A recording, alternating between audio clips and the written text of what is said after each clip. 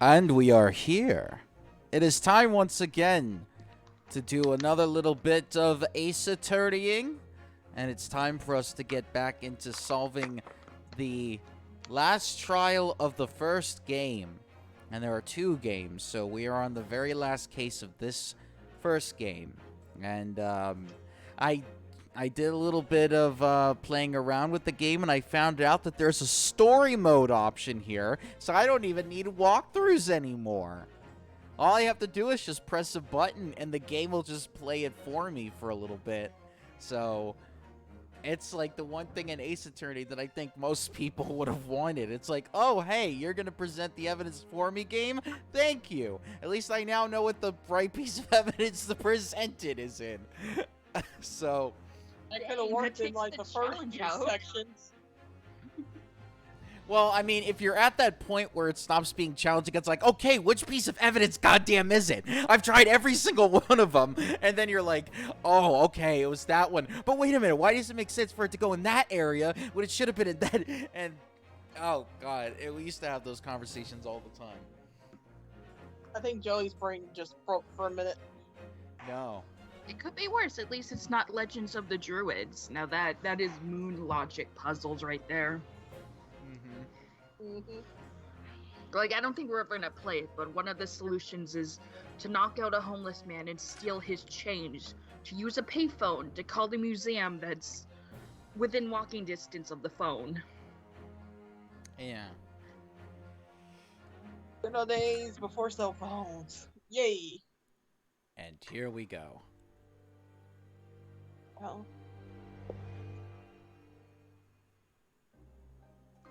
I like the title card. Yeah. It's coming! Sholmes's cry pierced through the thick wall of fog around us. Wisps of vapor flowed over the pistol as I cocked it, and I waited, breathlessly, in the stillness. The silence lasted for what seemed an eternity, until, at last, it appeared. From the shadows of the cloud, an enormous beast sprang out upon us. A hound it was. Oh. But not such a hound as any mortal has ever seen. Its eyes glowed with a smoldering glare. The whole of its ox-sized body was outlined in white-hot flames. Its rumbling pant and hideous howl, so terrified was I that I began to tremble with fear.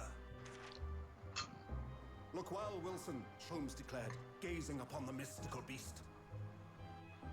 For this is the diabolical hound of the Baskervilles. Oh, title drop. Woo! Oh, you said it. You said it. We can go home now. Our first 2 months in London passed by in a flash. In that disconcerting courtroom experience we were first thrown into on the day we arrived in the country, and in Soseki-san's terrible ordeal that had followed closely behind, we had emerged victorious. However, therein came an abrupt end to our opportunities to appear in court, which was hardly surprising, of course, since I was nothing more than an amateur, an unknown student of law from a faraway land. So life in our little office was very quiet. That is, until it was shattered one day by that fateful telegram.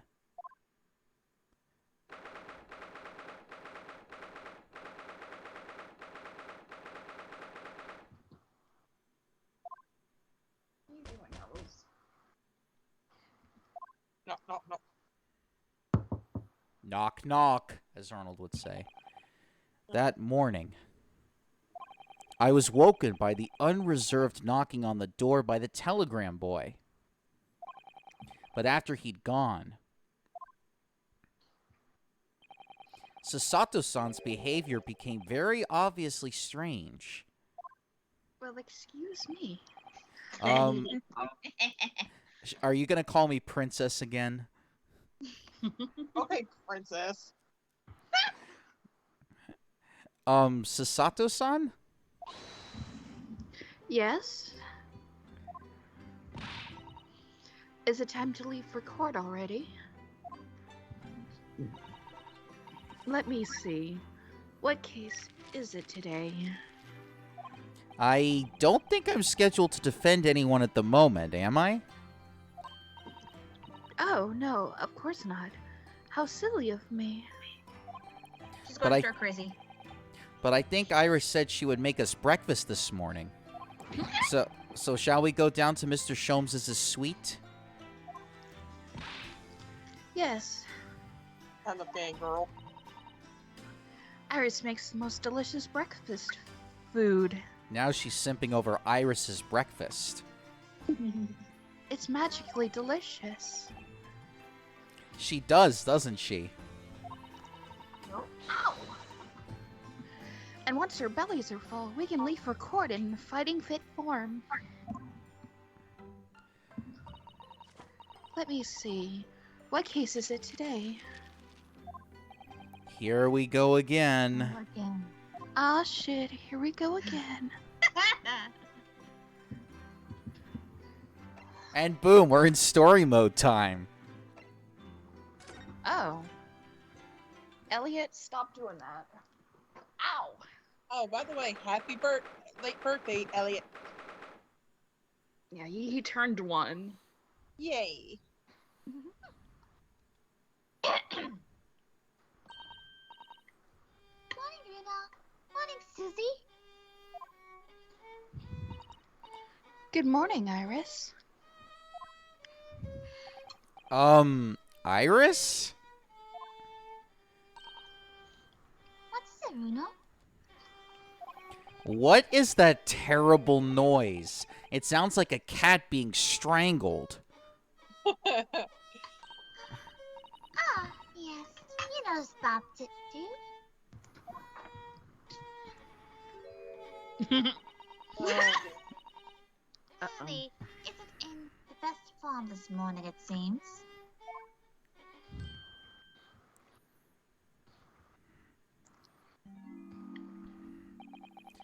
Hello.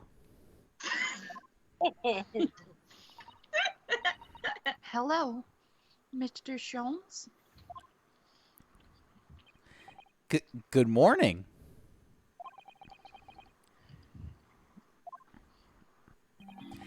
Good morning to die, perhaps.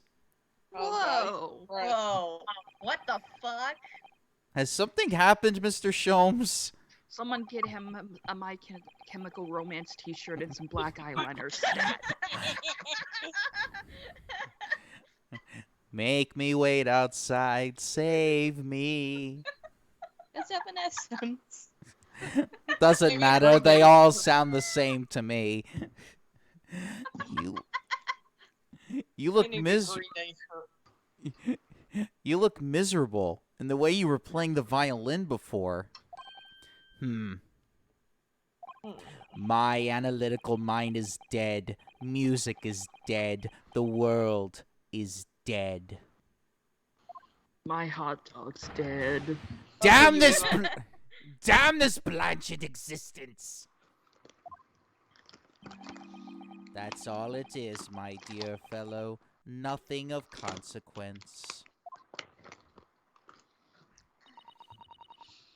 I'm afraid I don't understand. Well, Iris, isn't it time we ate? Amy was fired.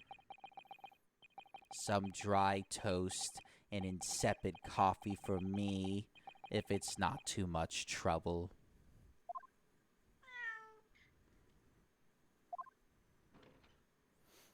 Oh. Oh, look! Good girl.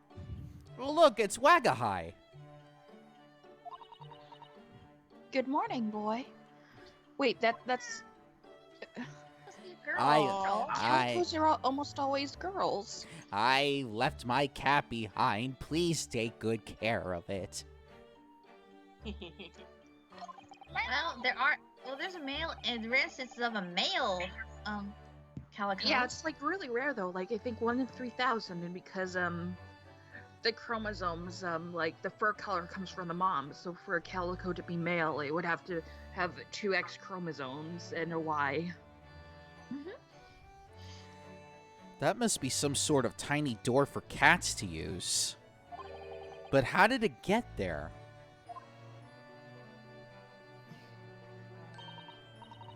Well then, everyone. Time for breakfast. Oh, wonderful. Let me help you, Iris. I'll get the emo. It would indeed be a fine day to die. Hey, you shut the hell up, get that cat, and get plenty of cuddles. Yeah. Won't solve the problem, but it'll help you feel better. What is this fur ball of existence doing in my lap? Actually, I'm gonna start bathing it. As he's petting it, yeah. I knew something looked different. Something's missing from Mr. Sholmes' desk.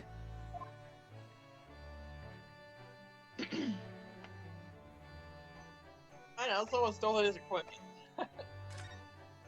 Did the cat knock things off the table, as cats do? Elliot? Mr. Natsume's cat seems to have settled into his new home then. Oh yes, and I've become very attached to little Waggy.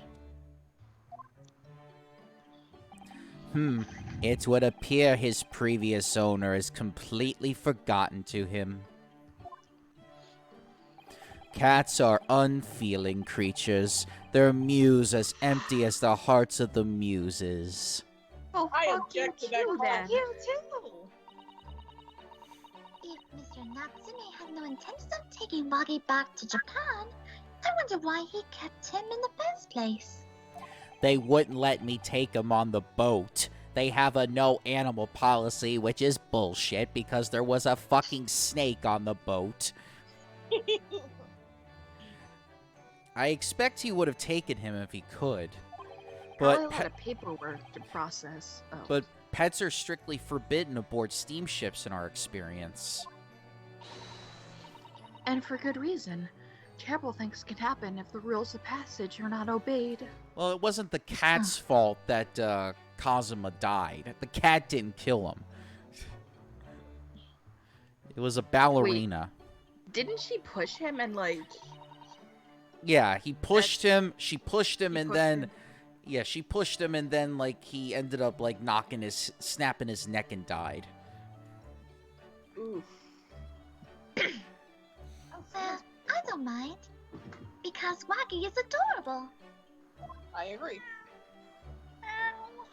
Aww. Yes, he really is. Oh, yes. What about the door? I don't remember seeing that tiny thing in the main door before. Where did that come from?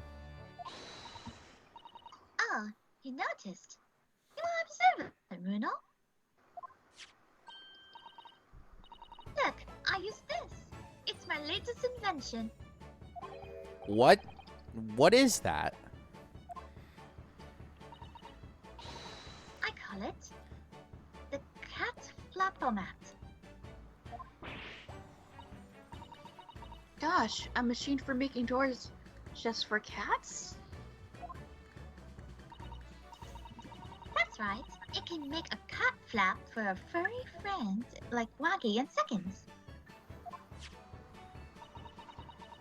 And it can do it to any door at all. No matter what it's made of, it's very, very powerful, you see? Wouldn't it have been quicker just to make the cat flap rather than making a machine to make the cat flap? Yes, maybe. But now I can make cat flaps wherever I like. Oh, I think it's wonderful. You must make one for us in the drawer of our office upstairs, Iris. She really knows how to come up with unconventional inventions, this girl. She's just a child. Leave her alone.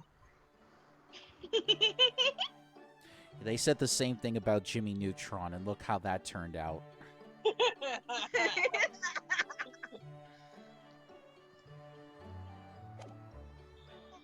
may have gotten some competition then. Brain blast. I think Iris would win over Neutron any day. Yeah, at least she doesn't make inventions that nearly destroy the entire galaxy. Mm-hmm. You seem to be very unhappy this morning, Mr. Sholmes. What's happened? It used to be the case that in my hands, this violin sung like the dawn chorus. Its Meliosonant tones would make flowers bloom. It would? But now, the muses are unamused with me. The goddesses of music have thrown me over. This guy needs some sleep. Whatever do you mean, Mr. Sholmes? I am the walking living. For hours I have bowed, for days even. Through the night I have endeavored, to no avail. Kitty, stop it. That sound, my tone, is lost.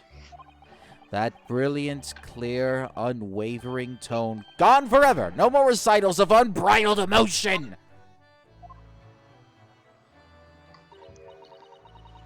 Well, you haven't been practicing much lately, have you, Hurley?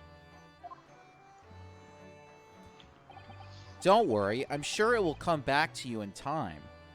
Maybe you need to retune it. Heed my words, Mr. Naruhodo. The goddesses of the arts are fickle. One day they bestow genius on a man, the next they unmercifully withdraw it. Oh, dear. Ah! Why is this happening to me? If they take the turn I have for the violin from me, what is left, for pity's sake? What is left?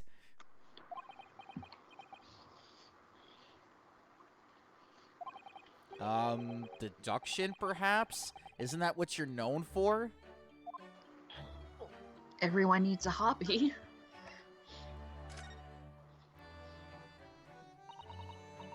Mr. Sholmes, I don't like to pry, but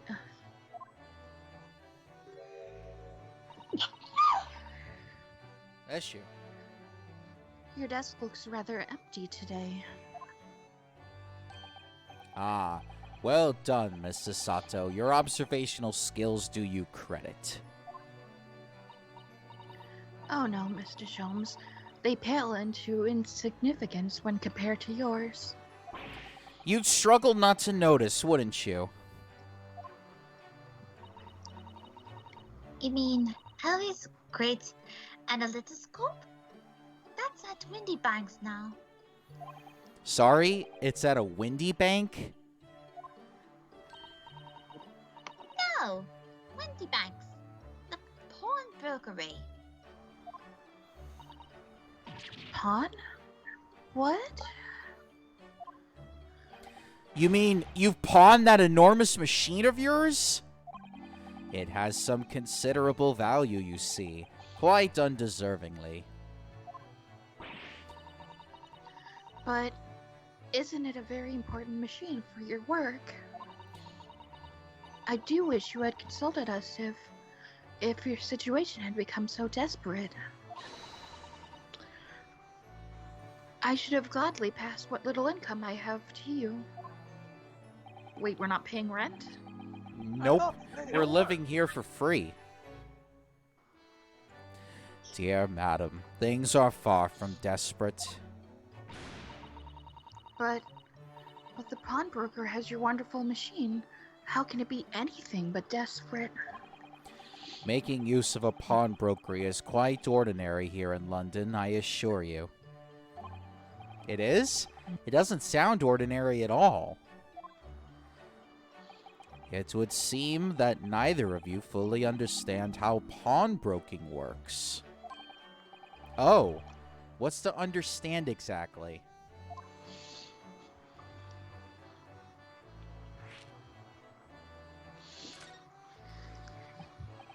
What did you mean when you said we didn't fully understand how pawnbroking works? To the people of London, pawnbrokeries are akin to banks. banks? On Mondays, merchants relinquish their finest jackets and trappings to their pawnbroker of choice.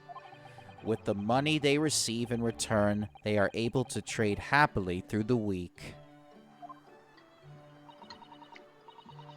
And then on Saturdays, they go to recover their things using the money they earned. I had no idea.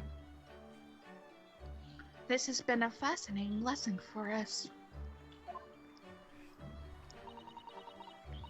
Everyone does it, you see, especially people in inner London.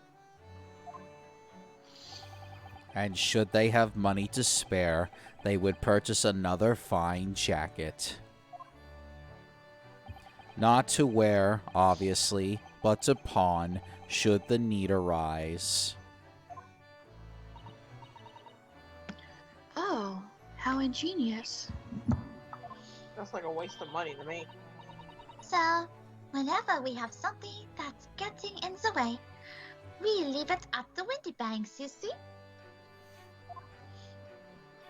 A pawnbrokery can be thought of as an extremely secure vault.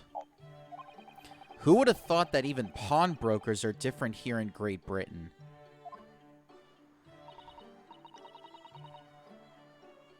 Of course. You'd have to watch Hurley with it.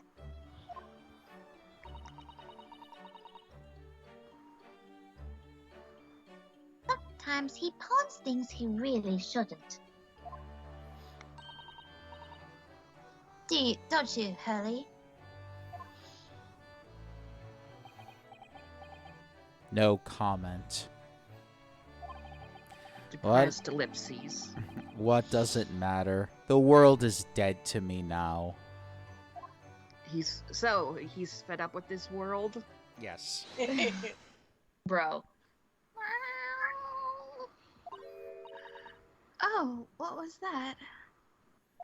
It's the cat, Dodo. Wagahai? Oh. Oh no. Not the kitty, no.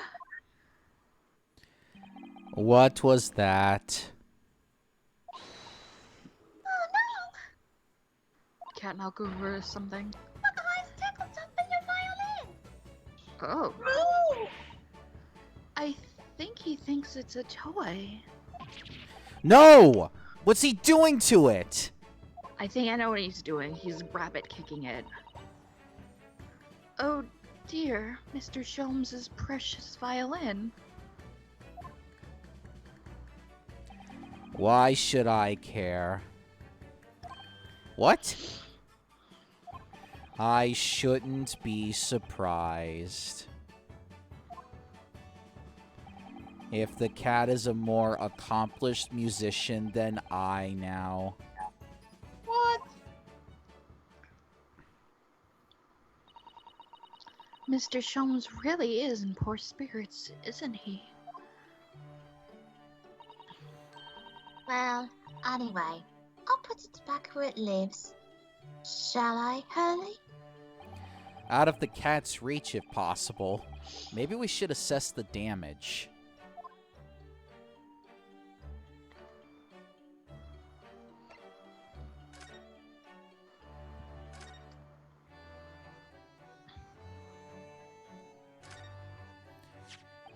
So this is the violin, is it?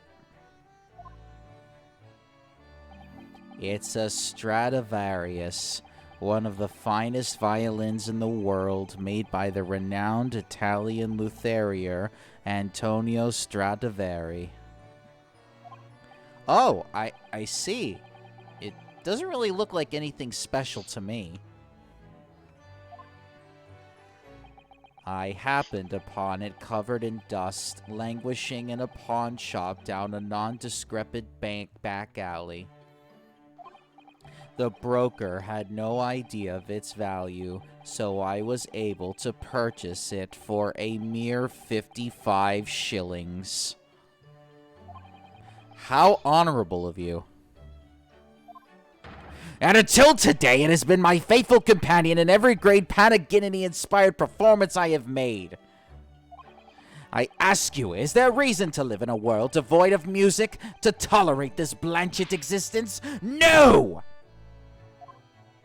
There is none!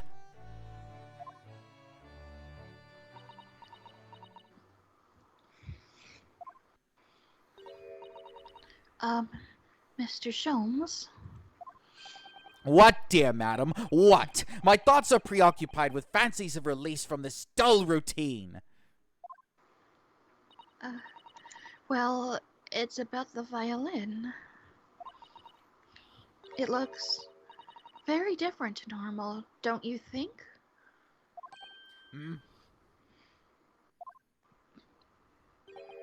What do you mean, Miss Sasato?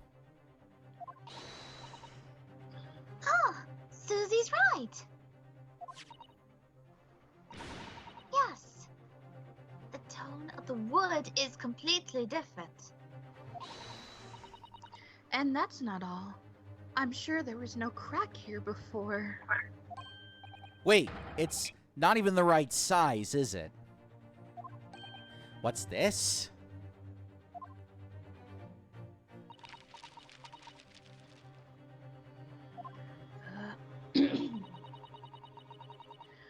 I'm terribly sorry to have to tell you this, Mr. Sholmes, but that instrument isn't a violin at all. Then what?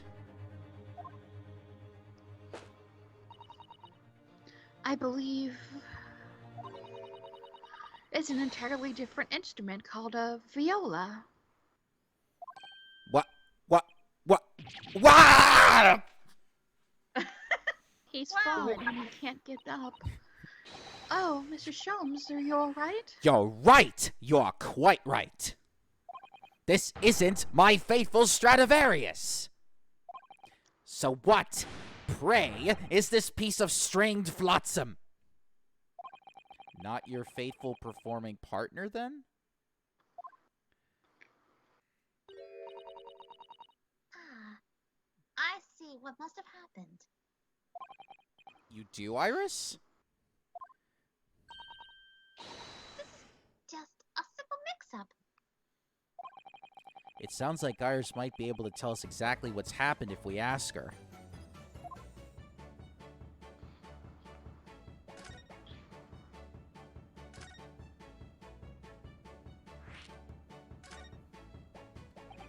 What did you mean by a mix-up, Iris?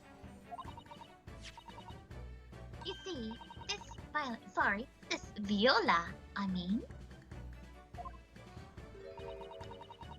was at the Windy Banks last week. Actually, until last week. At the pawnbroker's. Not Mr. Sholmes' beloved musical partner. There is a proverb from the East, with which you are no doubt familiar, my dear fellows. Always let a beloved child travel. What? Yes, indeed. So you sent your beloved violin to the pawnbrokers in the hope that it would experience personal growth? Oh, what a wonderful idea. What? Last week, I pawned my great analytoscope in order to release my precious instrument. But it would appear Mr. Windybank mistakenly furnished me with this tawdry fiddle instead. But my ears cannot be deceived by the hollow timbre of this piece of timber. No, but your every sense was deceived by the fact that it just had strings. Pshaw, a fine state of affairs this is, and why I always say, Mr. Naruhodo, never trust a pawnbroker. They will try to fiddle you every time. I resent that, sir. But earlier you told us that you could think of a pawnbrokery as an extremely secure vault.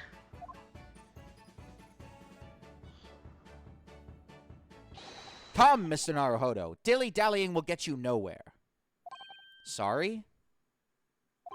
crunching your toast with that vacant aspect, fressing your coffee so obtusely. Are you You lost his money again. Are you not a little embarrassed by your own conduct, considering the urgency with which we are faced? We must visit Mr. Windyback's brokery at once. That's right, isn't it, Mr. Sholmes?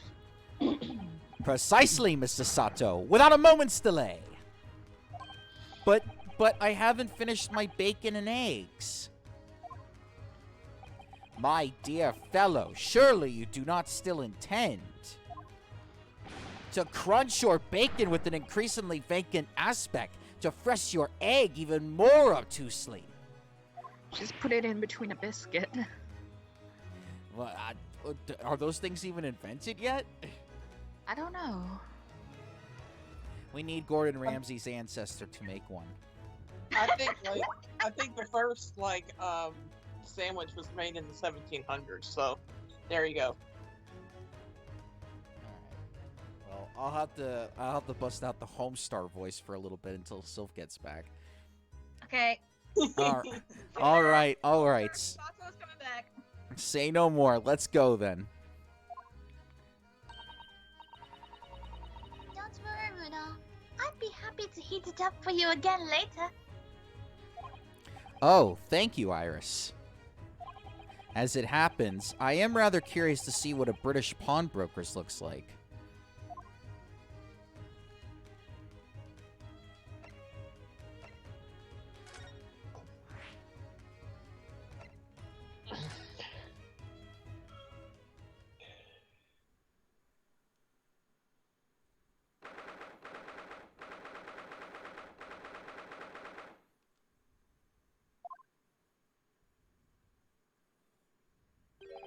So this is a British pawnbrokery. Oh my! There are all sorts of tools and contraptions in here that I never laid eyes on before. Oh, damn it. Ah, Sasato-san. And that spark of wonder in your eyes. You can't wait to scour the shelves, can you? I get the impression you enjoy places like this. Oh, yes. I don't know why, but seeing such a lot of things I don't understand is a real thrill for me. Would you like it melon egg? With some marshmallows to go with it, too. My dear fellows, let us not forget why we are here. Oh, Mr. Sholmes. We are calling on matters of business, not pleasure. And clearly Mr. Sholmes means business too, judging from the spark of fury in his eyes. Oh, damn. Ah, Mr. Sholmes. Sir, welcome back. Did you hear that brazen welcome?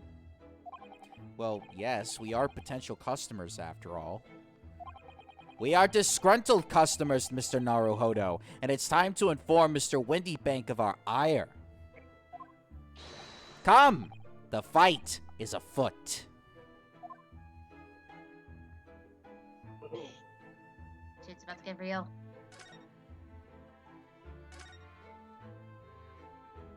Naturally, you will recall this, which I retrieved from you some days ago. Yes. This second-rate fiddle is not my faithful instrument, Mr. Windybank. The color of the wood is different. It has holes in it. It's not even the same size. A wonderful summary of our observations, Mr. Sholmes.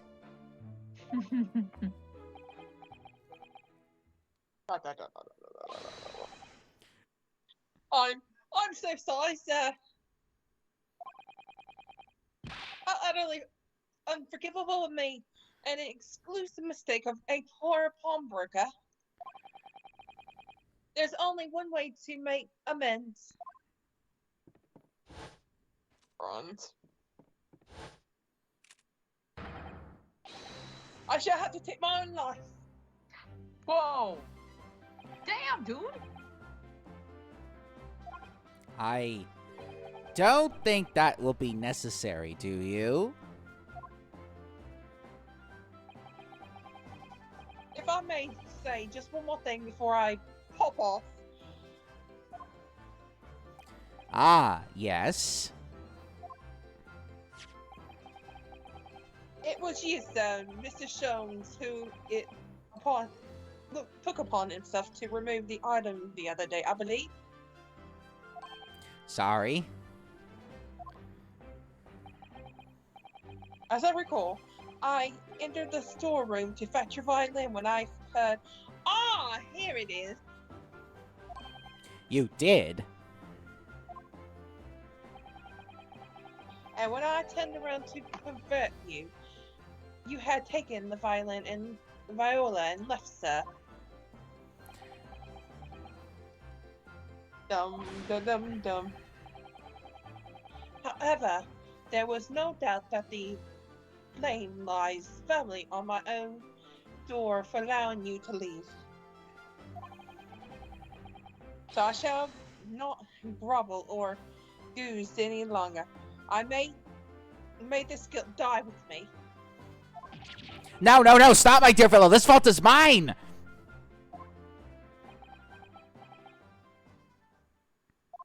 What the? Phew. It would appear that the fight is over. Why didn't you warn me my character was suicidal? Well, I totally forgot about it, to be honest. I do humbly apologize, Mr. Windybank. Evidently, my questionable deposition precipitated this tragedy. You might want to fucking put a warning on our YouTube video when we upload this. Oh no, there are plenty of other uploads of this game already, so it's not like YouTube is like, oh, we're taking them all down. Alright. What did Well. I miss? My Well- character being suicidal. Yeah, and it turns out Herlock, when he was getting his violin, it turned out, oh, he saw the viola in the middle of the store and he just ran out without even checking to make sure it was his. Wow. Dude, the guy is like fucking dumb blonde material as it goes. Damn. Well, you wouldn't be Mr. Sherlock Holmes without that questionable disposition now, would you? Ha-ha! I do believe you may be right, sir. Ha ha ha ha ha ha! It's either laugh or cry, I suppose. You are, it must be said, one of the more challenging customers. I needn't to remind you of a particular collection of items you brought through my door in the past. Oh, peculiar items. In extreme, madam.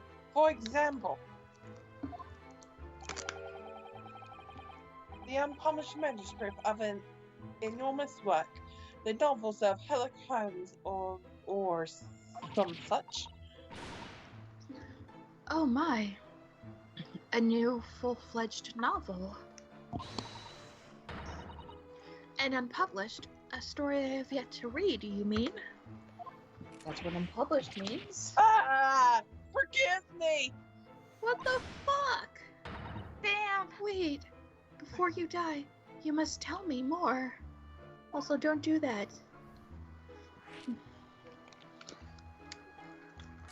What the actual hell? I know, right? This is so fucked.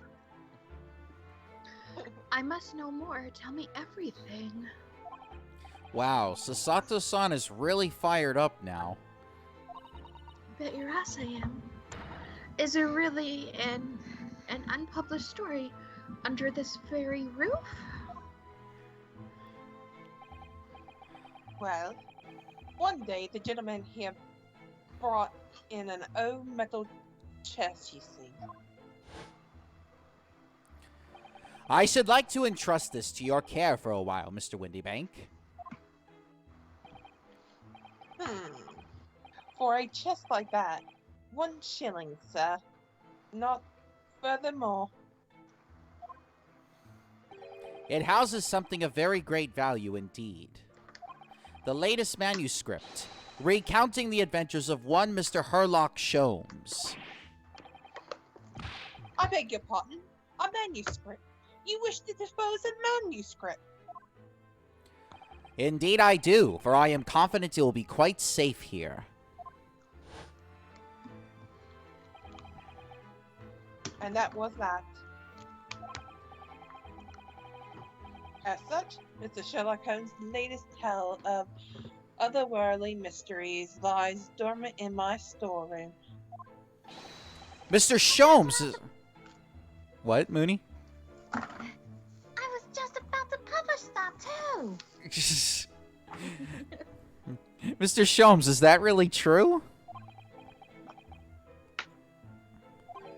Do I sense that someone doesn't want to talk about this? I continue to pay your fee, do I not? Then kindly continue to store my belongings securely. Of course, sir. Of course. They're safe and sound with me, I assure you, on my life. This is all very strange. I know, right?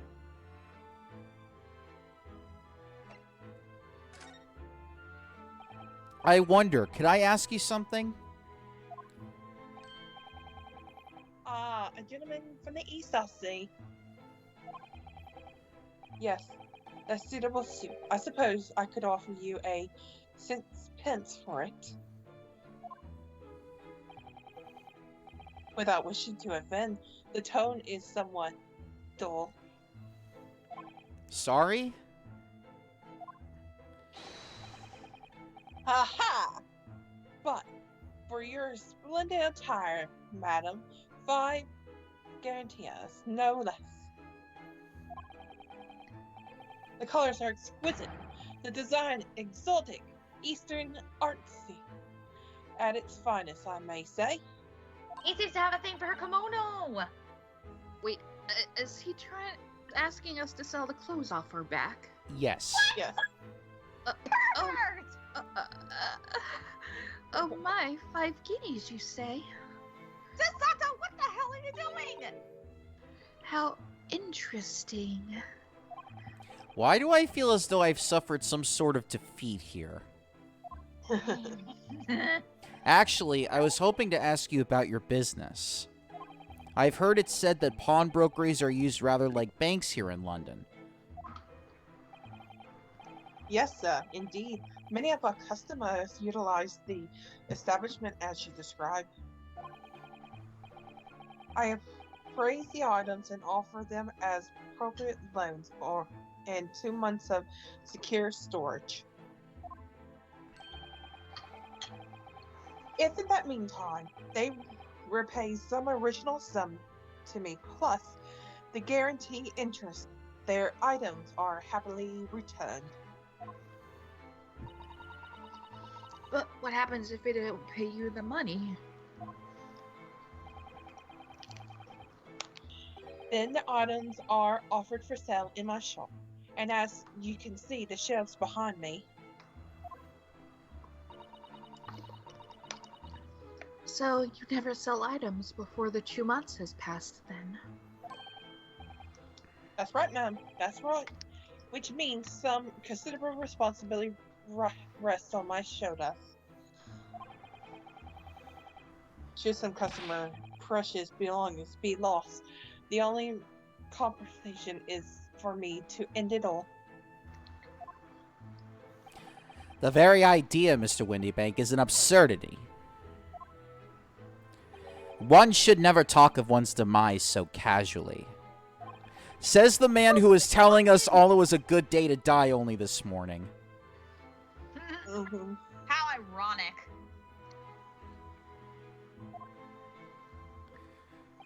And let us not forget that I have already helped you take measures to ensure such a tragedy never occurs. Oh, what sort of measures? I engineered a simple device which Mr. Windybank has installed here in his shop. I call it the red-handed recorder. Is that not so, Mr. Windybank?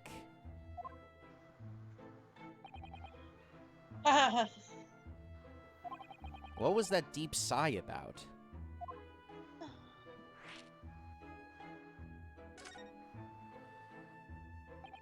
What on earth is a red-handed recorder? Use your eyes, my dear fellow. There are two just below the ceiling. Oh.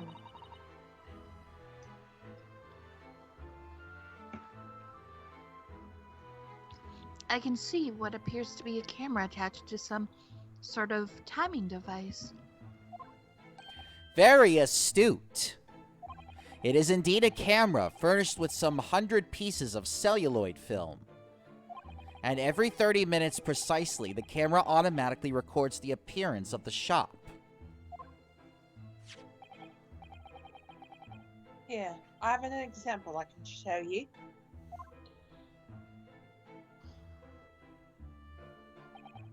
Ah, yes, a print from the camera set to record the activity at the shop counter. I developed a special type of film so sensitive, it produces a crystal clear image even in darkness. Really? That's extraordinary. Yes, you can clearly see the counter and the door behind it. Look.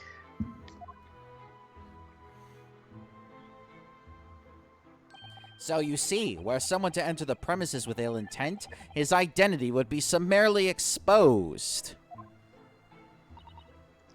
But did you not say that the photographic prints were taken at 30-minute intervals? Indeed, as you say, my dear madam. Then what if the incident were to occur between times? One can only say that would be a cruel twist of fate.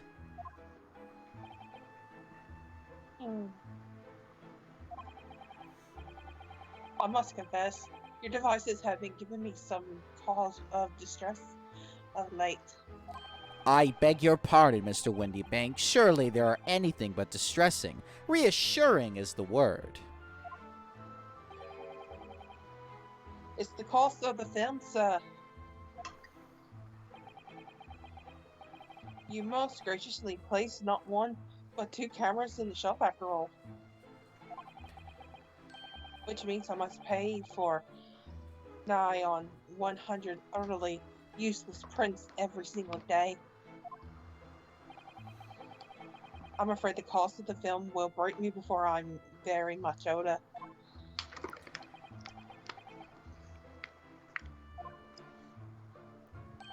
Nevertheless, a small price to pay to ensure the safety of my preferred pawnbrokery, no? My dear fellows, we verge on an age where safety and security come at a price. Oh, heavens help us.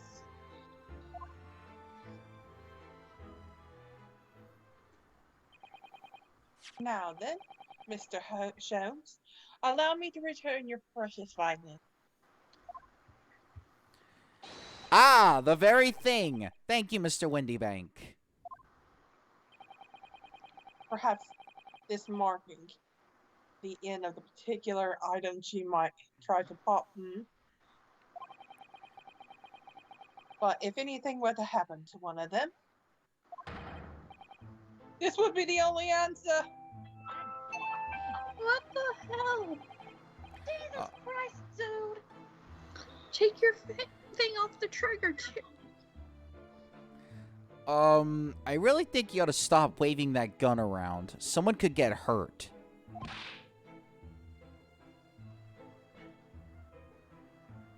Fear not.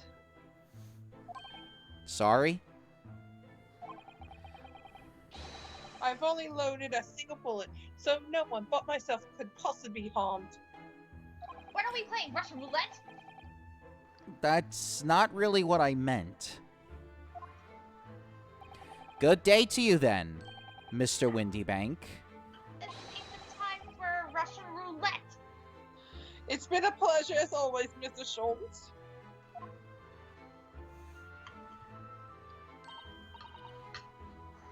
So, Mr. Naruhodo.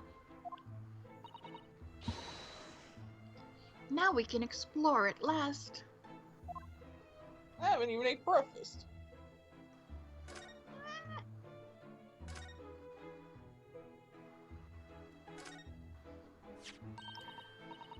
Look at this. Whatever could it be used for? I have no idea. Ah.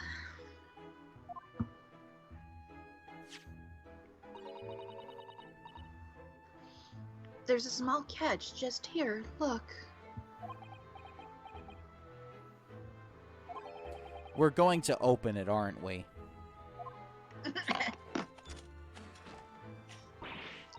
Ooh, oh my, that's amazing. It has some sort of spring-loaded mechanism. Which we'll never manage to put back to the way it was before. Hmm? What are you two doing? What? Us? Nothing! No, nothing at all. Whatever this device is, it seems to have a pair of little windows to look through. I feel as though I've seen something rather similar to this elsewhere.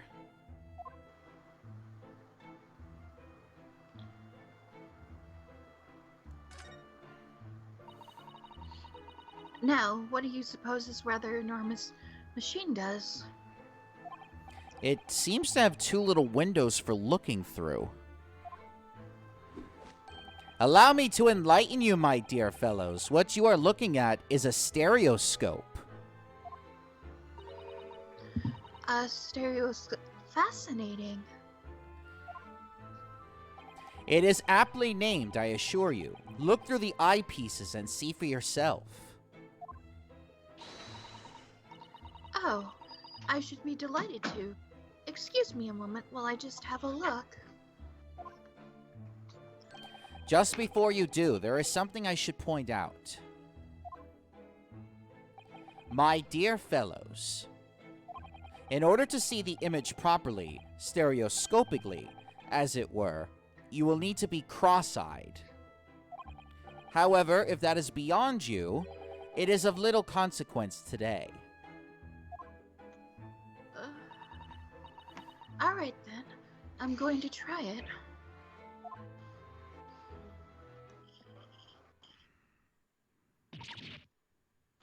Ah! Mr. Naruhodo, you must see at once. Oh, alright then. So I need to be cross-eyed, like I'm trying to look at my own nose.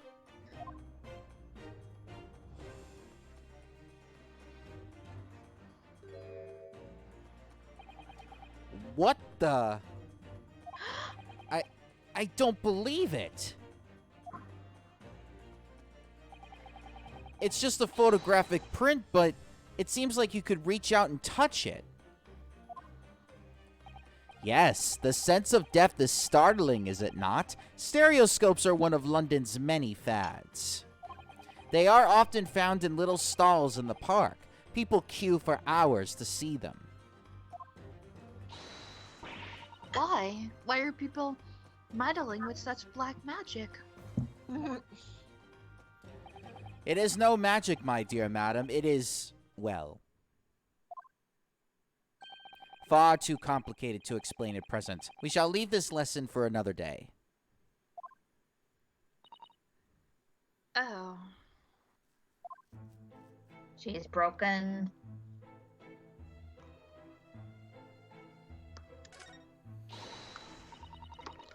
Look at this. What could this lovely big shiny box be? That, my dear madam, is a music box. Surely you have such things in your own country. Oh my, yes, but I've certainly never seen one so large before. Shall we listen a while?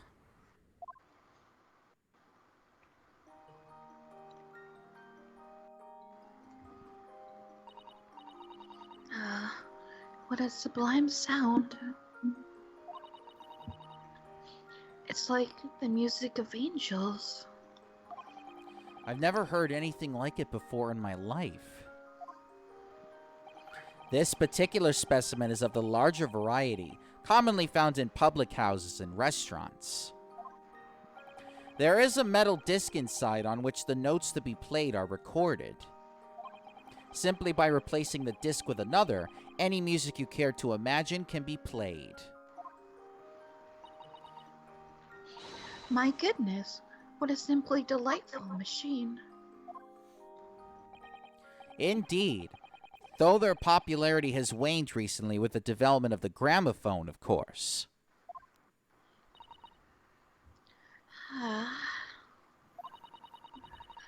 Science and technology advance at such an overwhelming pace.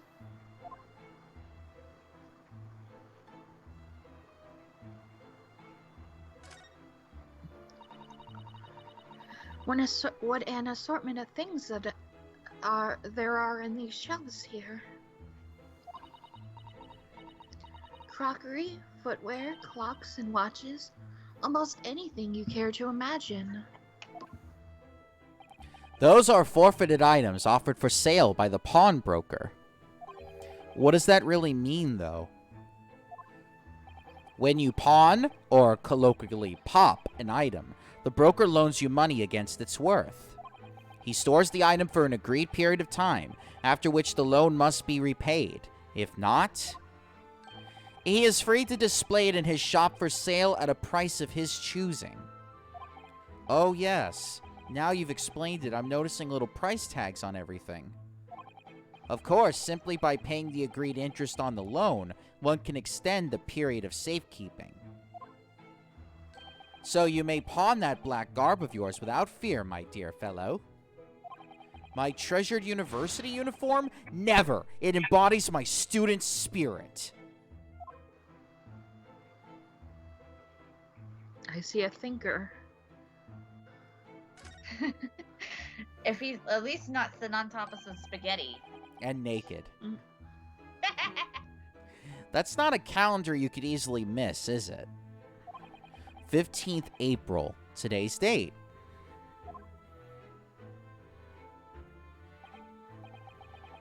Yes, that's not for sale, I must point out. It's an Eastern style page a day calendar. Every night at midnight, I tear off the front page to reveal the following day's date. The perfect calendar for a tearaway fellow such as yourself, Mr. Windybank. And who was it who walked out of here with the wrong violin before? Well, when we agreed, strong period had passed without repayment articles there for him were forfeited, you see. So I have to keep close eye on the date. It's something of a pawnbroker's obsession, you might say. Oh, yes. I can see you're very dedicated to your job.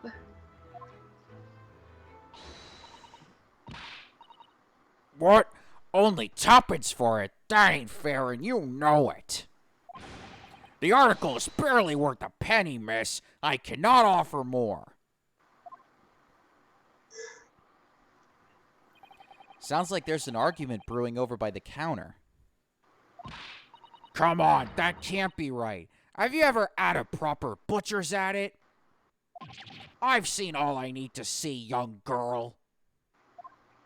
Oh. Wait, don't we know... I'm sure I recognize her. Oh, yes, it's the young lady. From Mr. McGilded's trial 2 months ago.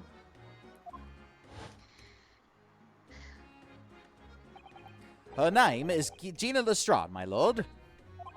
She's a chancer, earns her crust among large crowds, relieving people of their purses.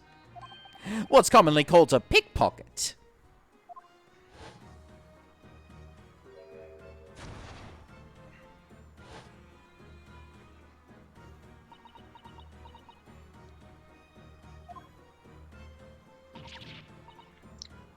Golden Finesse!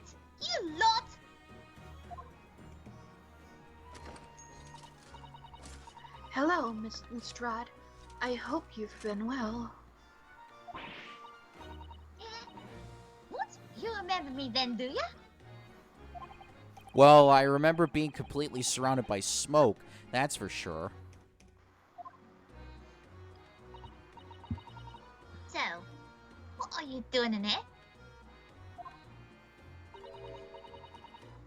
Down and out, like the rest of us. Nothing to eat.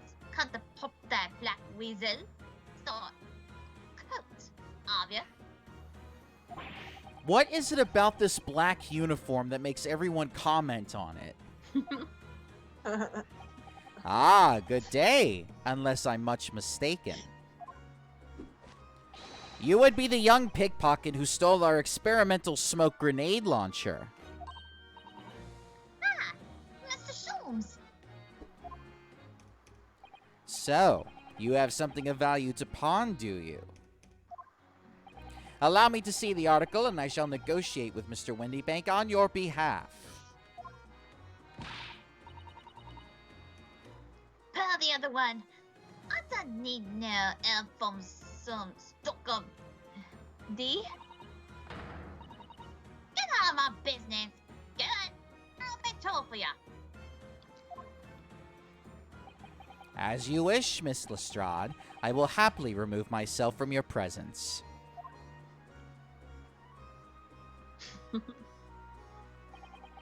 He's really done it. He's gone.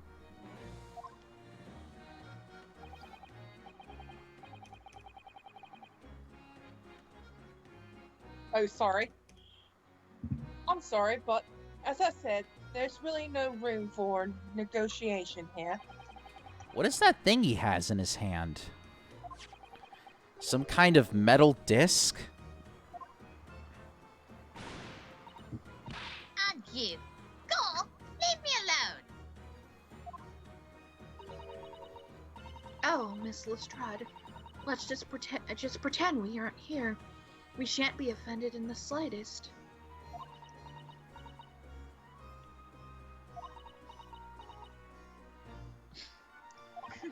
Sasato-san can really stand her ground when she wants to. Whatever.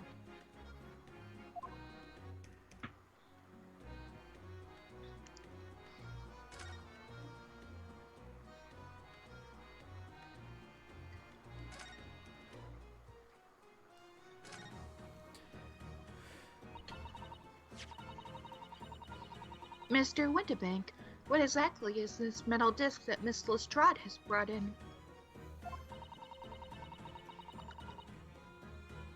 It seems to have hundreds of tiny little bumps on its surface. Ah, this is a music disc, you see, for the inside of a music box. In a music box?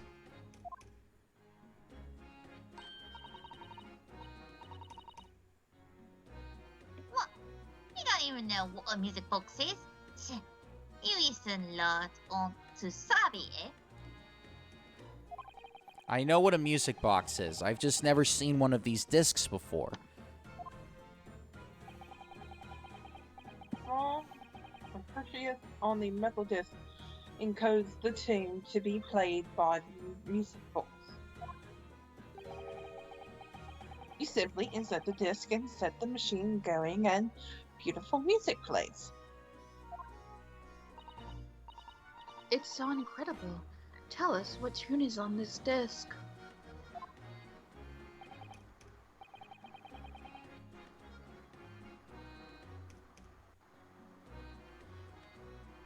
Well, I'm afraid I couldn't tell you that. There's so many types of music, you see. British made, German, Swedish. I have no way of knowing what particular music this was made for. Ah, I see. And that's it is in a nutshell. I wouldn't have any customers for an item like this, even if the young lady forfeited it. Really, I'm ready to offer more than I should at a penny. That's a packet of lies. It told me it did. It said it was, well,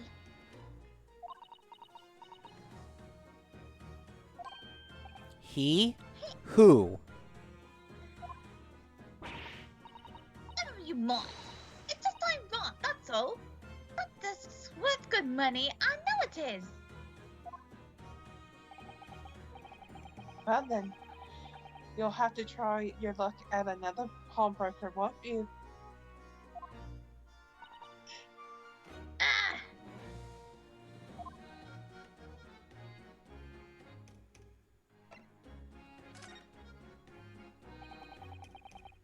She's been here before, of course. This little Tinder tantrum. Little. I see. And brought some devious article or other with her. Every single time, I might add. dubious? What are you trying to say? I'm an honest customer. Me. Good. So, is there something dubious about the disc she brought in today? Well, if only if it that simple. Sorry? What do you mean?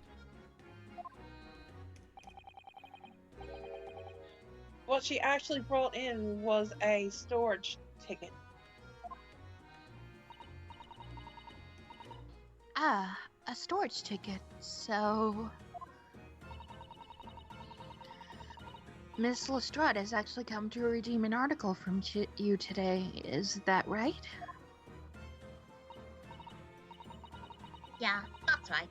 A girl like me has a lot of stuff what needs stolen.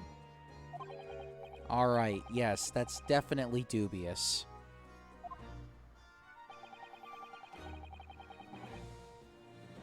The article in question would have been forfeited at midnight tonight. But as she gave me the ticket for it and repaid both the loan and the interest, I was obligated to return the article to her. But what was the article? Do tell us, Mr. Windybank. The little scamp is wearing it, ma'am.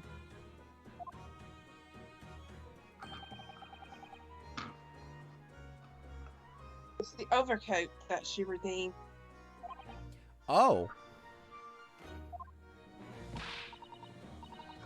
What? What's wrong with that? It fits, don't it? It means it's mine. So, of course it does. So, what about the disc then? How does that come into all this? Ah, the disc is something else. A new article to pawn, if the girl and I can agree the price.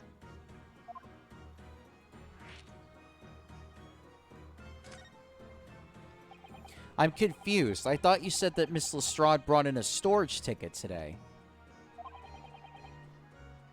It's really quite simple.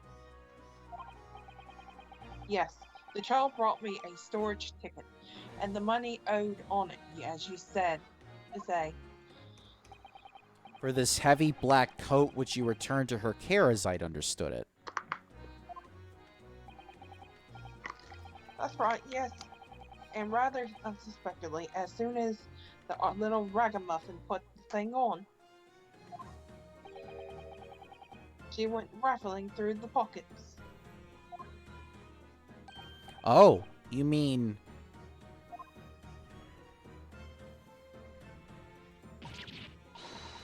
What? Don't you know it's rude to stare at a lady? Ah, I see. So it came from the pocket of the overcoat, did it? Which means this. Then yes, exactly, madam. And she immediately tried to pawn it. For quite a high price as well. This is all rather suspicious, I think. Give it up. I'm trying to pawn something like anyone else would. Miss Lestrade, may I ask who deposited the overcoat here in the first place? Well, me. It doesn't really appear to be your size. Me, old man. It's me, old man's, ain't it? Is it Miss Lestrade? Yes, this is definitely all rather suspicious.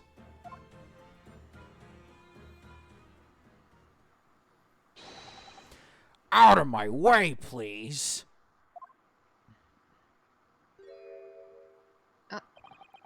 Who's this picture postcard English gentleman?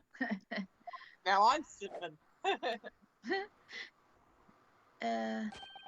Good day to you, ladies and gentlemen. Who the fuck is this guy? What's your problem, eh?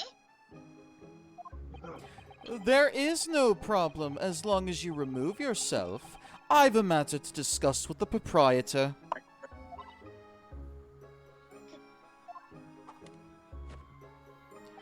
And if you intend to make a problem of it, I shall see you outside, little girl, for the hiding you deserve. Looks like a Ken doll. Look, Yeah. it's obvious. I ain't done talking with them yet. If you think you're a gent, you should know how to wait in line. Well, you are an impudent little brat, aren't you? As well as a pickpocket. Who are you? I don't know who I am. The question is, how do you not know who I am? You haven't the courtesy even to remember the faces of your victims, it seems. What? You mean from you? Broker? Yes, sir. Damn, my girl's gonna get arrested. I believe this filthy pocket thief has just redeemed an article from you, no? Yes, The article in question belongs to me. I demand for it to be returned at once. Oh my. Now that's a lie. What are you trying to pull? Give me back my overcoat, you rascal, and needless to say, any music box discs too. this is Drag's husband. No, you can't have it. You just can't. It's me own man's, or rather, was. Now it's mine.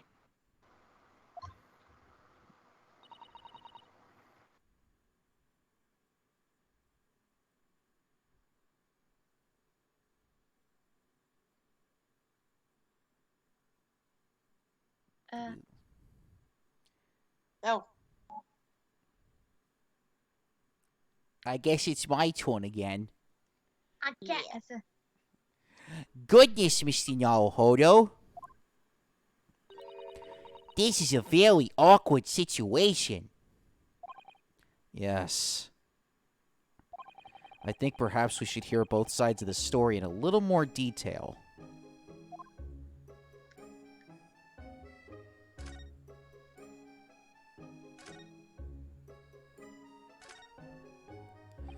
Excuse me, but who are you? One would expect the Inquirer to introduce himself first. Though Though clearly you are not British, so perhaps our ways are foreign to you. Oh Still shit, she should her left. computer cracked out.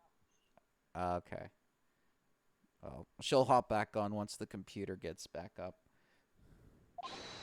Oh, sorry. Yes, we're from the Empire of Japan. We're studying here. Oh, yes, Japan. I've heard talk of the place. What the hell? What the hell? Its inhabitants live on some fiery brown-colored soup, dressed up with exotic spices. That is You- racist, Your Honor. You might be thinking of somewhere else. And what was that theatrical gesticulation about? Perhaps. Anyway, if you are a gentleman, sir, you offer your own name first before inquiring after the name of another. Of course, yes. I'm Renosuke Naruhodo. I'm a lawyer. Well, a student of law, really. My name is Shisato Mikatoba. I'm Mr. Naruhodo's assistant. I see. My name is Benedict. Yes, Eggert Benedict. Thanks, Whoa. Benedict. Enchante. He's so refined in how he holds himself and how he speaks, but that name is suspicious. Now, to the matter at hand. My overcoat! Return it at once to someone with the style to carry it off.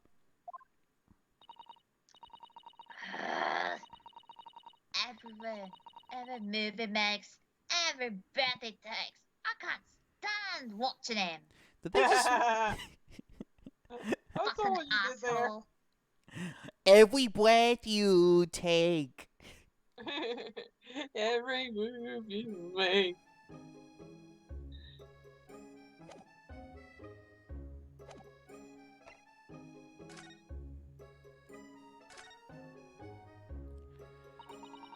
Oh, the fucking blue screen of death.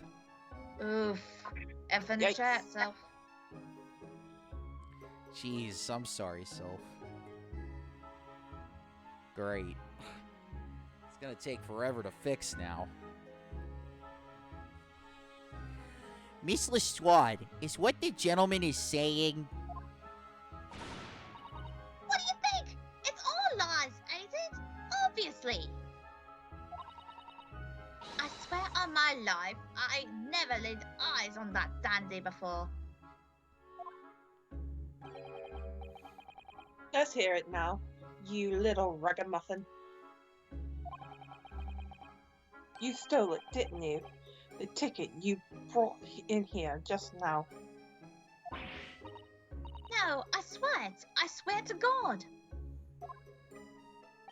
It was barely an hour ago. I was walking along the street, minding my own business. When this little gutterling ran into me, I knew at once what had happened. I've been robbed yet again, I thought to myself. Those wretched pickpockets. Yet again.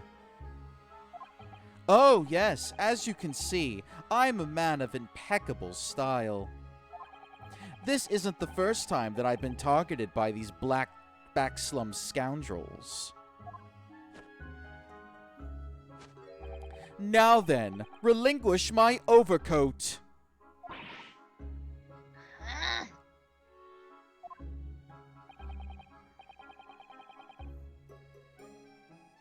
Come along now, Miss Lestrade. Give the good gentleman his coat back. If you're going to cause trouble, I shall have no choice but call the police. hold on. Why does everyone think it's me? Just look at this dandy cove. And you think I'm the dodgy one? I'm sorry, but no one's going to believe you. Well, what about evidence? Yeah? Where's stole something, eh? Come on, let's see it. Oh, I have evidence, naturally. You what?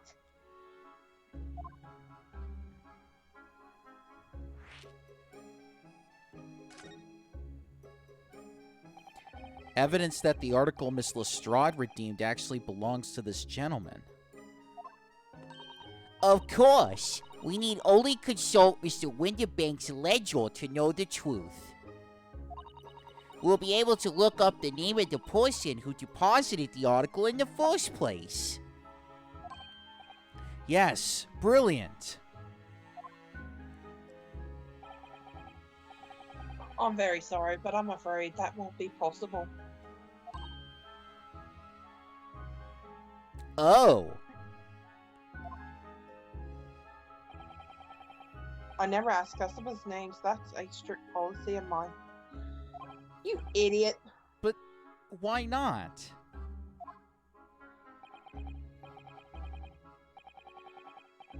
Well, now, as you can imagine, some of my customers have circumstances to consider. Many of them prefer to maintain their anonymity. Yes, I see. But then how can you know if an article belongs to the person asking to redeem it? Oh, that's quite simple. Is that? Might trouble you for the watchword association with the article in question. Of course, it's... Professor. Yes, that's right. And all the evidence we need. The gentleman is the rightful owner of the article, without a doubt. A watchword? Interesting.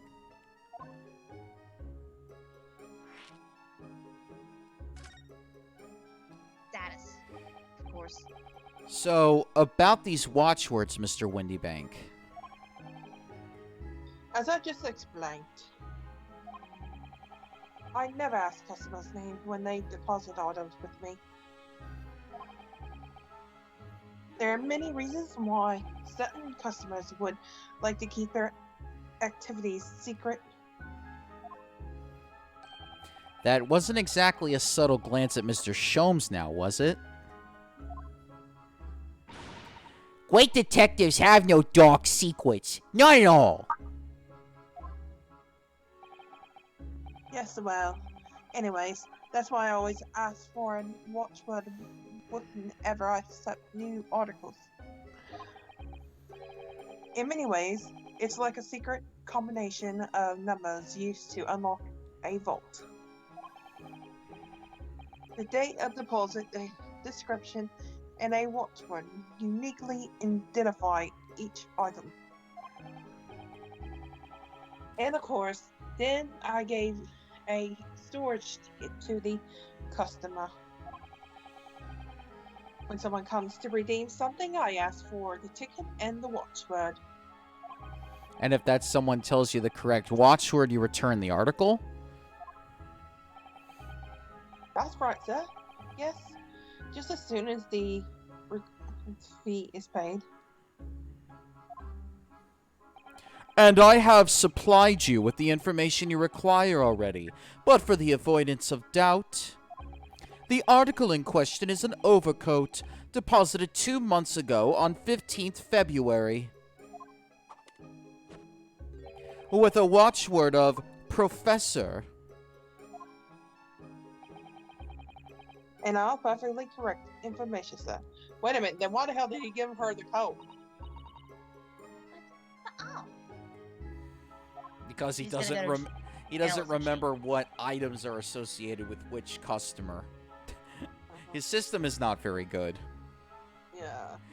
Really, this is beyond the joke now. There is no further room for doubt.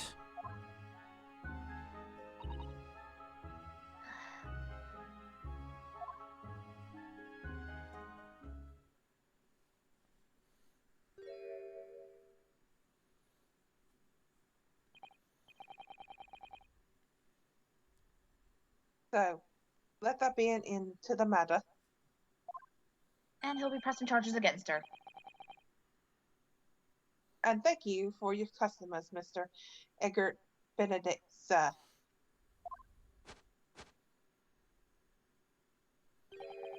With such reasonable rates of interest, I may even decide to come back.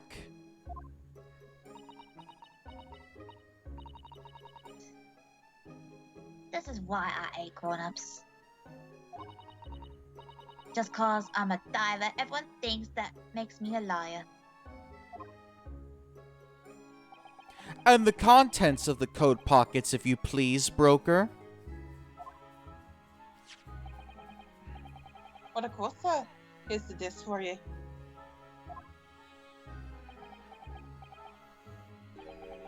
Just this one? Pardon, sir. I was expecting another. That is, I deposited another. Another disc? Oh dear.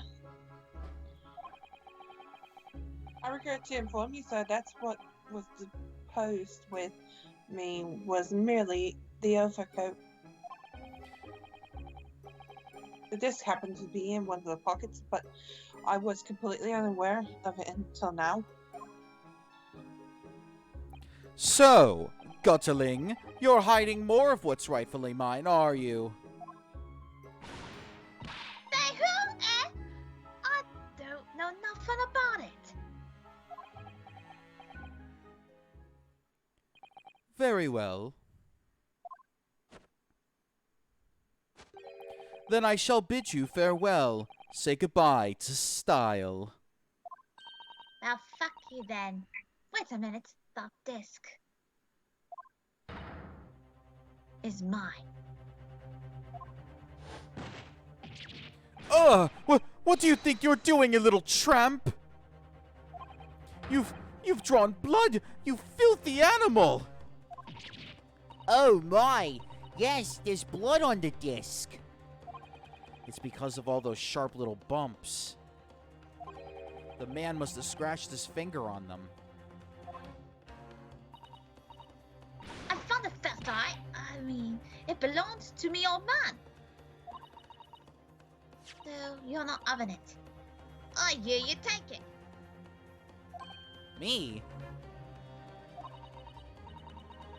If I eye onto it, they'll have to off me again. So you keep hold of it. Miss Lestrade, Oh shit, here we go. why is this disc so important to her?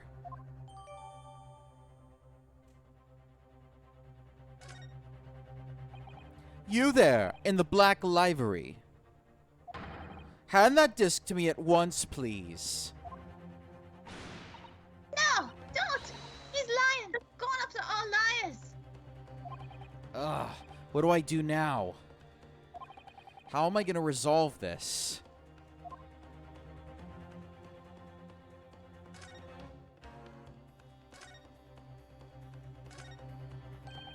Mr. Sholmes?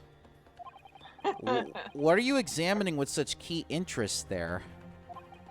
As you enjoy a bar of caramel, I see.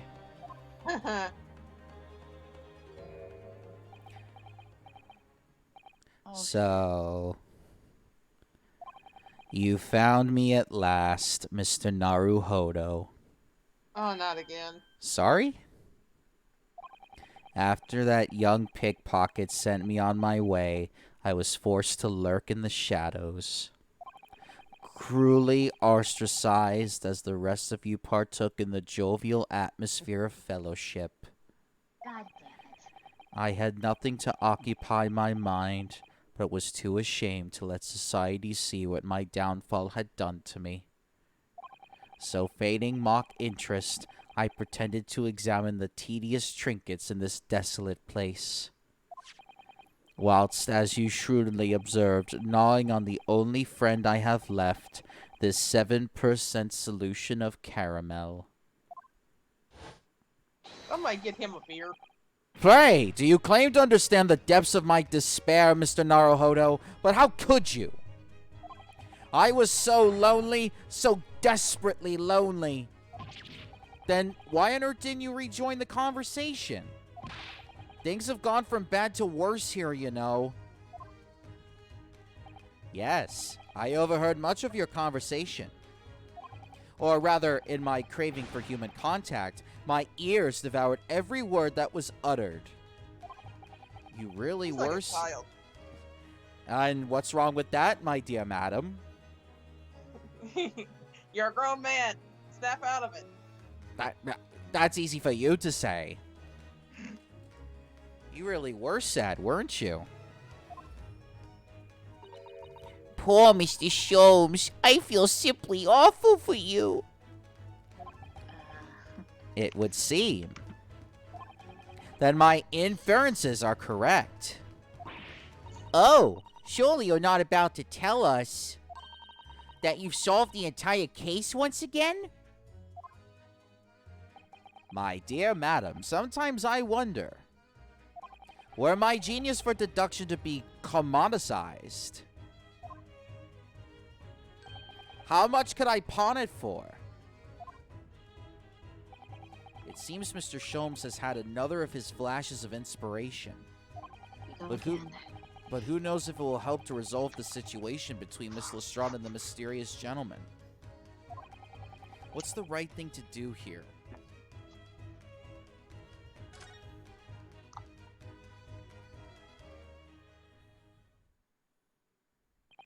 Well, Miss Lestrade, it would appear you find yourself in something of a predicament.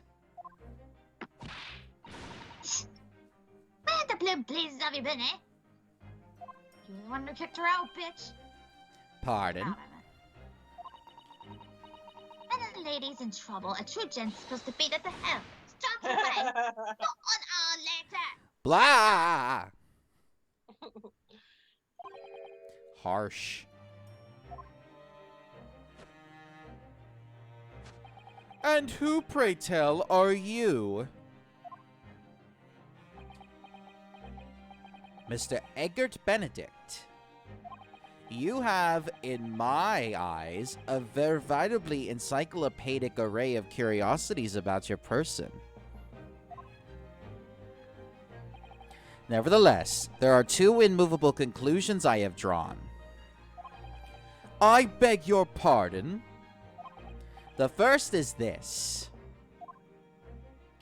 The true reason for your visit is this pawnbrokery today is something you have not yet revealed. And the second is this.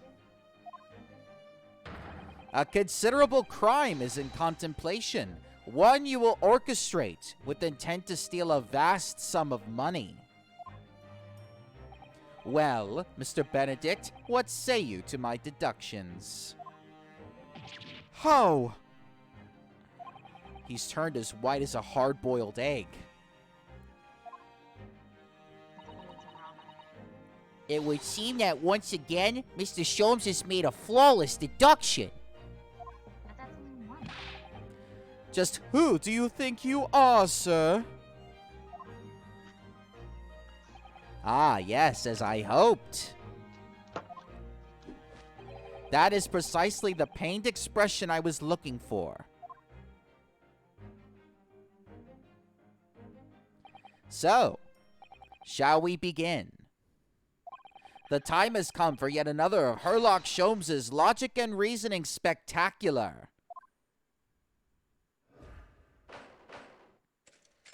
Am I in this? No. We'll see. Alright, I have to use the bathroom. Be right back. Alright. Okay. First of all, we must ask ourselves on what business you ventured to this pawnbrokery today. You claim to have followed this pickpocket here, having had the redemption ticket stolen from you on the street. But that is most certainly a lie. The real truth is something quite different. As revealed by that which you hold in your hand. Yes, what brought you to the shop in the first place is the staff recruitment flyer. The piece of paper in your hand is a staff wanted advertisement from this very shop. Yet even the most unobservant would soon realize that a man of your appearance has no need of such employ. In other words, there is some ulterior motive for your actions. The cane, which you unwittingly clutched to your person, exhibits an incontrovertible contradiction. What utter rot! I've had this cane for years! The contradiction of which I speak is, of course, the missing ferrule. The end of any walking cane would be terminated with the metal ferrule to protect the wooden tip. And yet, detailed analysis shows the wooden tip of the stick to be utterly bare. Therefore, there is only one conclusion. The rod that you hold in your hand, which appears to be a walking cane, is in fact no cane at all.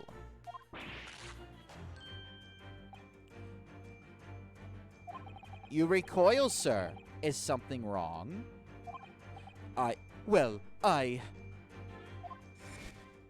And in your recoiling, you inadvertently facilitate the answer of the next conundrum to present itself. Namely, what is the truth behind this rod you bear? Yes, your reaction betrays the truth.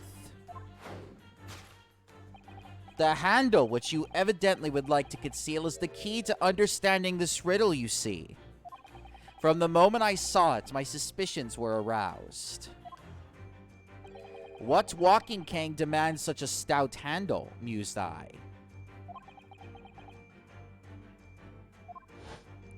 But of course, as I said, this is no walking cane. No, that rod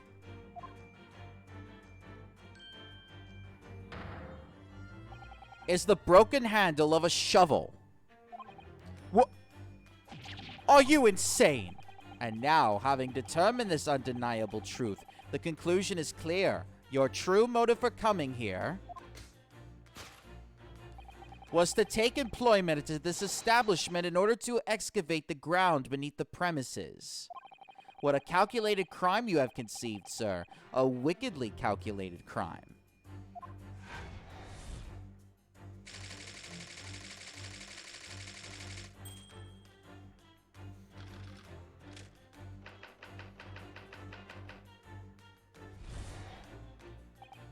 Now, Mr. Benedict, let us continue. For we must expose the details of this elaborate crime you have in the planning. This is utterly absurd.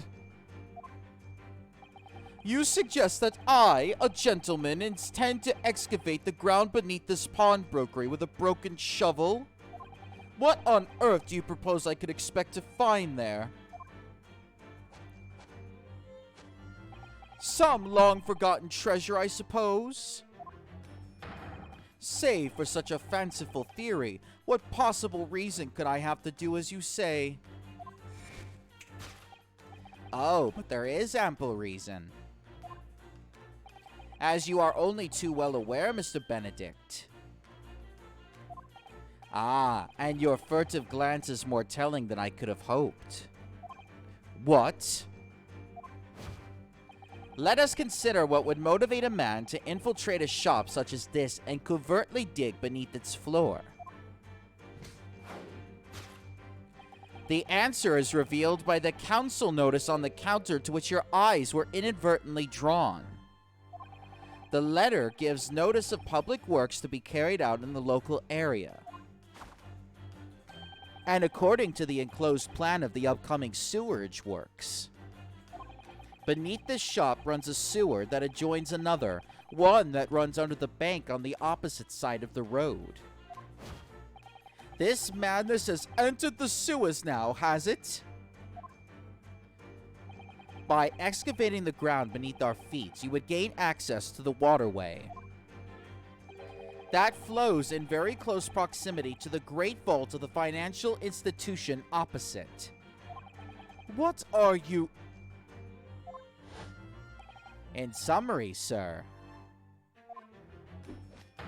you devised a master plan to pull off an elaborate bank robbery by dint of the underground tunnels. Master plan? Which brings us at last to the final chapter of this lurid scheme. With what plunder did the thief hope to make off from the underground vault of the bank? Are you quite serious? Having consulted with Scotland Yard some days ago, I happen to know the answer. But naturally, the answer is no secret to you, is it, Mr. Benedict? I have no idea what you're talking about. Allow me to present a rather interesting piece of evidence. You see, this picture postcard tells us all we need to know. A postcard of the Great Exhibition? I'm afraid you've quite lost me. Currently in the final stages of preparation, the Great Exhibition will be soon underway. And the government has provided extra funds to complete its centerpiece, the Crystal Tower. Funds that currently sit in the vault of the bank on the other side of this road. Pardon?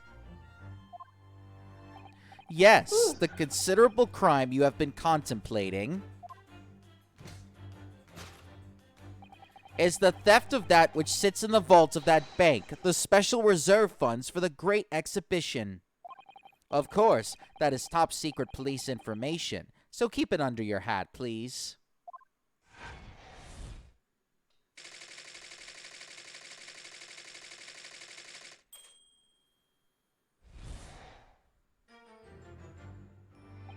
Thus concludes Herlock Sholmes' great deduction of this pawnbroking puzzle. And bless you. Thank you. Mr. Sholmes? Well, Mr. Naruhodo. An impressively upbeat deduction for a detective racked with loneliness, would you not agree? Was it true what you said about the bank over the road and what it has in its vault? Indeed, though few know of its existence, it is one of the government's most closely guarded secrets. Gregson told me, in the strictest confidence. You blabbermouth. But you just announced it to everyone here. Rather loudly, in fact. Ah, Please. and if it's such a big secret, how would Mr. Benedict have come to find out about it? There can be but one explanation for that. Clearly, it is because the man is a criminal. But what if he didn't know anything about the money in the vault? If he is a criminal, as you said, then buying a brand new shovel is sure to be the first thing he does now that you revealed the secret. Oh. Oh, God. Or if he doesn't, maybe Mr. Windybank will. He already has plenty of shovels here, after all.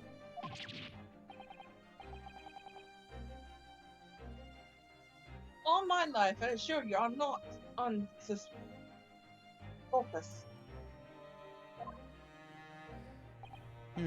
Well, hopefully this has taught you a valuable lesson. Sensitive information must be handled with the utmost of care. Yes. One can never be sure that someone privy to secrets won't disclose them, and once the word is out, it's out. Perhaps I'll think twice before confiding in you next time, Mr. Sholmes. An excellent idea, Mr. Naruhodo, an excellent idea.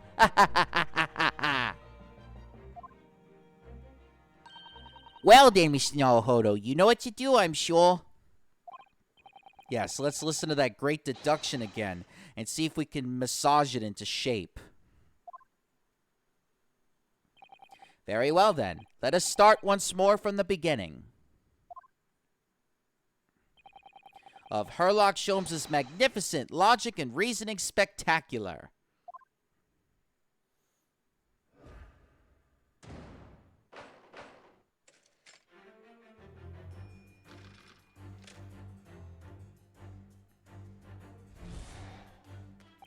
First of all, we must ask ourselves on what business you ventured to this pawnbrokery today. You claim to have followed this pickpocket here, having had the redemption ticket stolen from you on the street.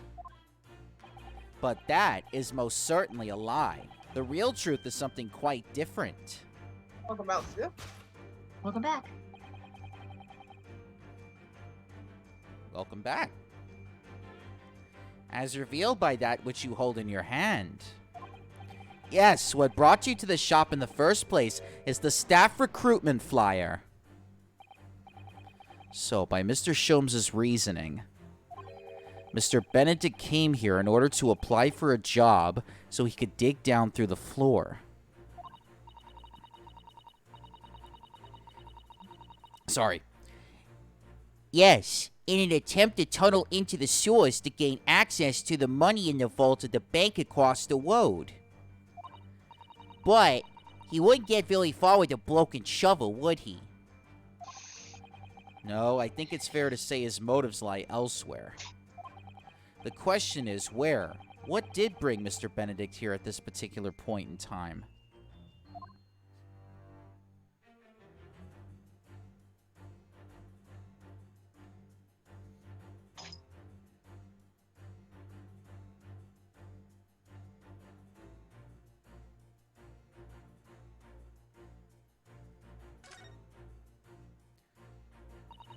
Oh! Look at all the scribbled notes on the back of the flyer here. I don't believe it! What is it? Listen to what it says. Name, Gina Lestrade, height 5'2". Green cap, scruffy waistcoat, grubby white shirt, blue satchel, ragged. It's a detailed description of Miss Lestrade. Goodness! There's even a sketch of her hat and all. He's trying to get her arrested. Although if he showed it to her, she'd fire that smoke grenade launcher in his face for sure. And look, the details of this shop have been written down here too. Windy Banks Pawnbrokery, Baker Street, redemption deadline 15th April. Which is today's date. Why would Mr. Benedict have all the information scrawled on the back on that piece of paper? Take that!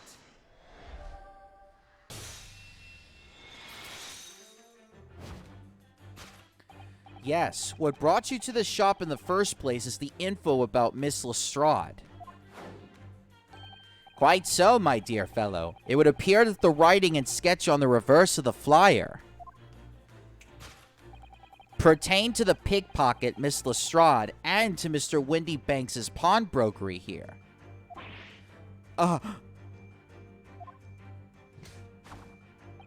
You originally told us that you had merely given chase after Miss Lestrade stole the redemption ticket from you. But that, sir, is a thinly veiled lie. It is the information on the back of the flyer that led you here today. By which I mean here to Windy Banks' pawnbrokery, and today the redemption deadline of that overcoat. So, you waited outside for the young girl matching the description you have written down to arrive. And you have gone to some lengths to hide the reason for your pursuit of Miss Lestrade. In other words, there is some ulterior motive for your actions. The cane, which you unwittingly clutched to your person, exhibits an incontrovertible contradiction. What utter rot! I've had this cane for years! The contradiction of which I speak is, of course, the missing fur rule. What's a fur rule? It's the metal cap commonly found on the edge of a cane, Mr. Naruhodo. Ah, the bit that makes the nice cackling sound on the pavement? Yes, exactly. And Mr. Sholmes is right. It appears to be missing on this cane. But it doesn't actually look broken, does it? No, it doesn't. Though the gentleman certainly did recoil when Mr. Sholmes identified the cane as suspicious. In other words, there's some secret about the cane that Mr. Benedict would rather we don't know.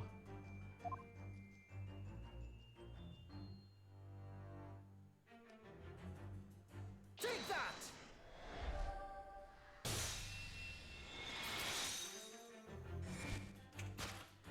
The contradiction of which I speak is, of course, initialing. A most astute observation, wouldn't you say, Mr. Eggert Benedict? We are led to believe, sir, that your initials are E.B. Yet, in a most possessive matter, you have in your grasp a cane bearing the initials A.G. An incontrovertible contradiction indeed, would you not agree? No! You're wrong! This cane isn't... You said before that you had that cane for years. Ugh. So don't try to tell us that you just borrowed it from a friend or found it in the park. In short, though you hold yourself to be a gentleman, you have withheld your true name.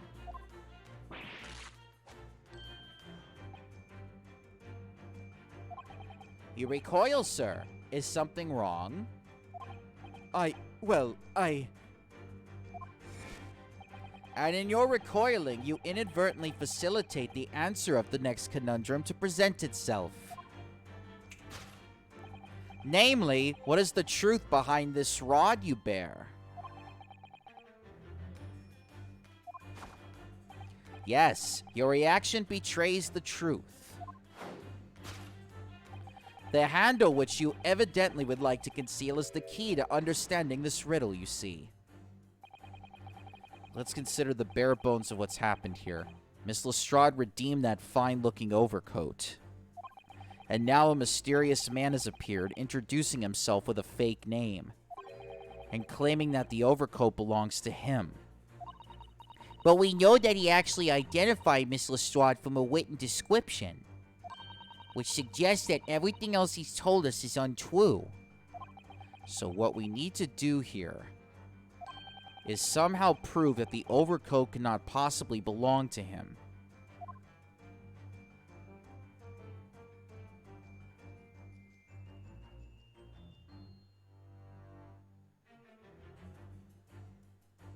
Take that!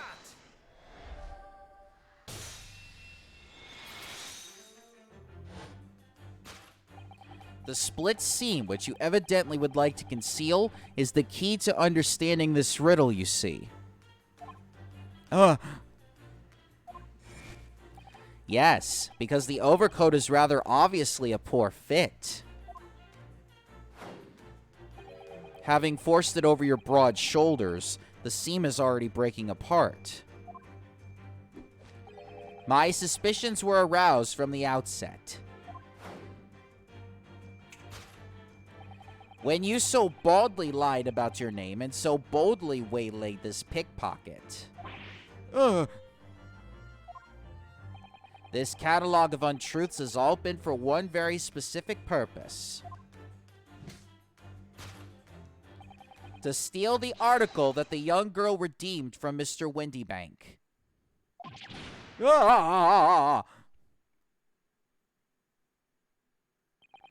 But what really irks me is this. The considerable crime I initially imagined has been considerably curtailed.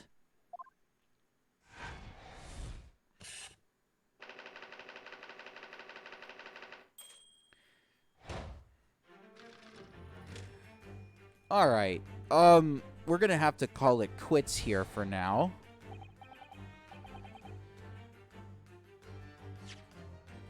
So, because we're getting close to our 2-hour limit now, so I want to make sure that we don't go over time. So I think that would be a good way to end it here. And we'll pick it up on the next episode. Yeah. So, so we found out that this guy was trying to steal his coat, was trying to steal Gina's coat. But You for what, fucking bitch. yeah, for what reason? But we'll find out. Next Ace Attorney time, same Ace Attorney channel. Yeah. So, hold on. For some reason, my A button's not working. Oh. Oh, you're wait. rating. Oh, we're going to be rating in a few minutes, so. Okay, there we go. All right, we'll catch you all next week, everybody. Until then, enjoy your spaghetti. Bye-bye, everyone. Bye.